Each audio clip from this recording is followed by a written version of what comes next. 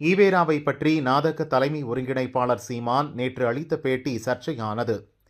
பெண்ணிய உரிமையா?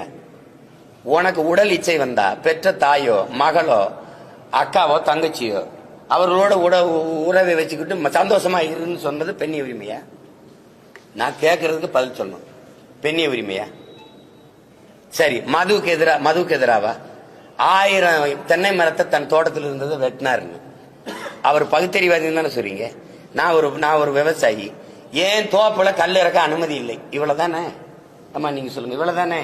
எவனாவது மரத்தை வெட்டுவானா? கல் இறக்க ஏன் தோட்டத்தில் அனுமதி இல்லை, அதுதான் அறிவுள்ளவன் செயல். மரத்தை வெட்டினா வெட்டி சாச்சா இது பகுத்தறிவா? சரி, அதை விட்டுருங்க. அது மதுக்கு எதிராக போராடினாரு. உலகத்துல எந்த நாட்டுல மது இல்ல? எல்லாரும் மது குடிக்கிறான். மது குடிக்க வேணாம்ங்கிறது கட்டிய மனைவியோட படுக்க வேணாம்ங்கிறதுக்கு சமம்னு சொல்லியிருக்காரா இல்லையா? இப்ப இந்த இடத்துல ஏற்கிறீங்களா? நான் கேட்கறதுக்கு ஒன்னொன்னா பதில் சொல்லிட்டு வரணும். சமூக நீதி, சமூக நீதிக்கும் பெரியாருக்கும் சம்பந்தம் இருக்கா? சமூக நீதி இடஒதுக்கீடு எங்க ஐயா ஆனமுத்துக்கும் சம்பந்தம் இருக்கா? யாராவது சொல்லுங்க. நீங்க சொல்லுங்கம்மா. போராடி பெற்றுக் கொடுத்தவன் ஆனமுத்தா பெரியாரா? எதையாவது பேசி இது பொதுக்கூட்ட மேடையாக்கி வெறியேற்றி விட்டாதீங்க.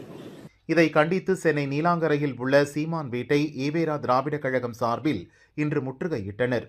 சீமான் இதற்கான ஆதாரத்தை காட்ட வேண்டும் என கோஷமிட்டனர். சீமான் வீட்டிற்கு நிர்வாகி ஒருவர் வந்தபோது அவரது கார் கண்ணாடி உடைக்கப்பட்டது.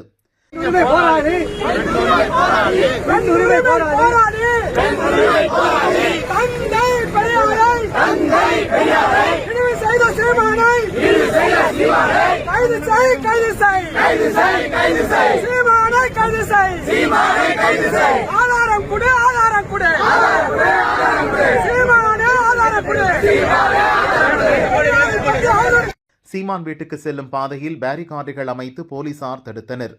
போலீசார் எச்சரித்தும் கலைந்து செல்லாததால் தள்ளுமுள்ளு உருவாகியது. குண்டுக்கட்டாக கைது செய்த நீலாங்கரை போலீசார் அவர்களை திருமண மண்டபத்தில் அடைத்தனர். சீமான் வீட்டுக்கு கூடுதல் போலீஸ் பாதுகாப்பு போடப்பட்டுள்ளது. இந்த 4 பக்கத்தில் இவர்கள் சொன்ன அந்த கொச்சையான செய்தி பெரியாரால் எந்த இடத்திலும் சொல்லப்படவில்லை. ஆனால் இப்படி அபாண்டமான பொய்யை சீமான் பரப்பி வருகின்றார். இப்படி ஏற்கனவே 1973ஆம் ஆண்டு துக்ளக் ஒரு தவறான செய்தியை பரப்பியது. என்னென்று சொன்னால், பெரியார் அடுத்தவன் பொண்டாட்டியை பெண்டாட சொல்கின்றார், அடுத்தவன் மனைவியை பெண்டாள சொல்கின்றார் என்று துக்ளக் ஒரு செய்தியை போட்டது.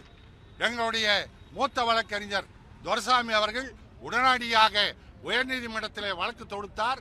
அந்த உயர்நீதிமன்றத்தில் துக்ளக் பத்திரிகை ஆசிரியர் மன்னிப்பு கேட்டார் அந்த செய்தியை போட்டதற்கு. அப்படி ஒரு நிலையை இப்போது இந்த சீமான் ஏற்படுத்தி இருக்கிறார்.